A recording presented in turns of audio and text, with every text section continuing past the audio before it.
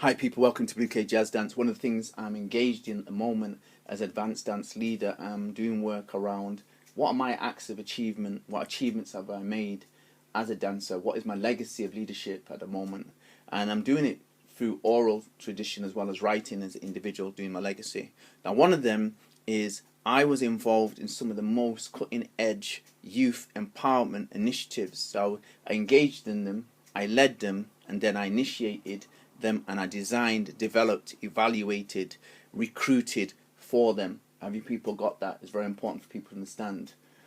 I, as an individual, was engaged.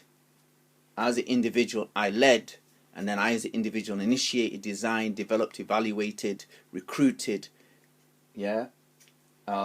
individuals for cutting-edge youth arts empowerment programs in the UK and outside the UK.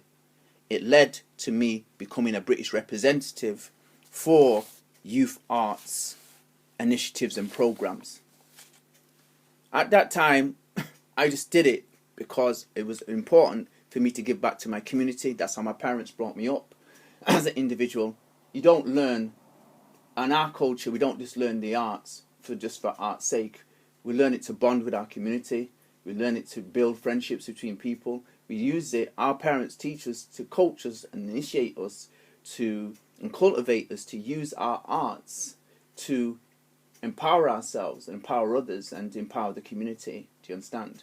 And what happened was I got an opportunity to empower people within my own home, other homes, churches, cultural centres, streets, clubs. It led to me actually involved in arts exchanges, and they happen organically in the sense of my arts because it's something that we do within my community. So when I was in London, in 1980, I went to work with my father in London at the age of 15 years old in the building trade, and I used to go to the park. That time it was summer, beautiful time, and I met a lot of people. People danced in the park, we exchanged, we competed against each other. That's another way of people exchanging ideas, by the way, as an individual. Drumming was happening in the park. I got into Africa. I was already into African drumming and drumming, Caribbean drumming, all that type of things were happening in the park, in Brixton Park, and my cousin lived close to that. I met a lot of people. We exchanged tapes. One of the key things how music tapes travel the country, which is important, was I sold tapes as individuals, and I made tapes, and I got a lot of tapes from London. So I came back from London with their music, which is totally different to the way our music and the way we dance is different to the way Londoners dance. Do you understand? It was important. And I was there as well. I was able to challenge the individual because reasoning was part of Rastafari, and other people were into this thing called reasoning.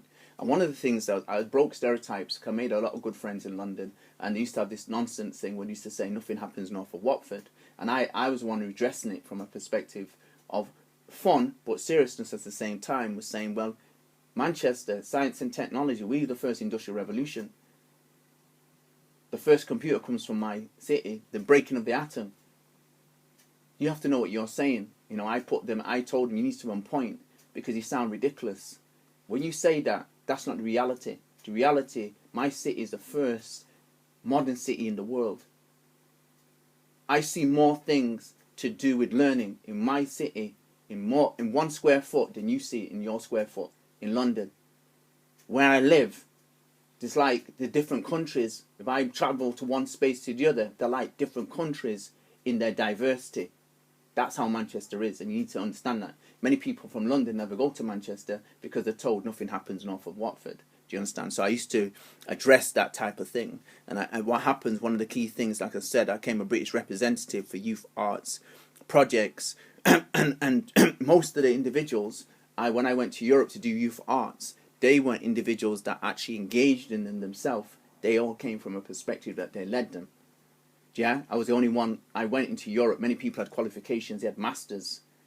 I was an individual that had no qualifications, but had been engaged in projects, led projects, initiated design development. Most people ain't done all that, and people who had done that, they had masters in youth work. Do you understand? As an individual, I had done a lot of issue-based work, youth arts work, which means I worked with specialists in health as an individual. Youth arts, which was I led youth arts, my youth arts, UK jazz dancing, umbrella term for a number of UK underground dance styles. I was part of Sound System.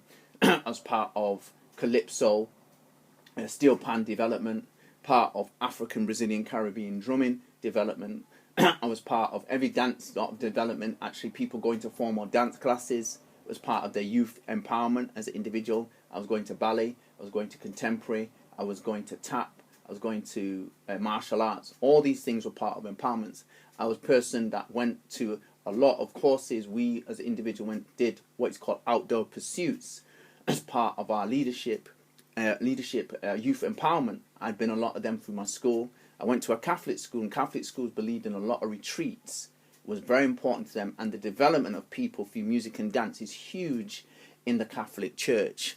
So as an individual, we were made aware, and then what happened was groups we were put in charge of activities when we went on overseas events or retreats. And I was part of the entertainment, I was part of fundraising, big within the Catholic Church. Here and around the world, the Catholic Church was used to raise money. And me and my brother were the first two to use our youth arts, as a vehicle, sound system to raise money for the Catholic Church. Never been done before. Never. Because the Catholic Church didn't have association with Rastafari. Do you understand? But we did. You understand? John Brothers did. And what happened was my brother was in a sound system and a DJ, a commercial DJ, not commercial DJ, but in a city centre DJ. We transformed the whole scope of sound system, because what happened was we brought talent entertainment into the sound system, into the dance hall. Never been done before, and it was obscure because we had two girls who were great street dancers, but also ballet dancers and tap. And we brought the ballet shoes, everything. It was like surreal into the club. We were avant-garde and theatrical. And we got that idea of being avant-garde and theatrical from, we watched Hollywood movies. You see ballet in it, you see these escapism sets of dancing. And that's what we did. We brought it into the dance hall. Never been done before. Point shoes. It was incredible. In top hat. I was in top hat. They were in bowler hats and tails. And I was wearing the top hat and tails, and the rest of the guys were in bowlers. But the reason is because we couldn't get the top hats. But I was a top dancer, so I got the top hat and the cane. I used to use top hat.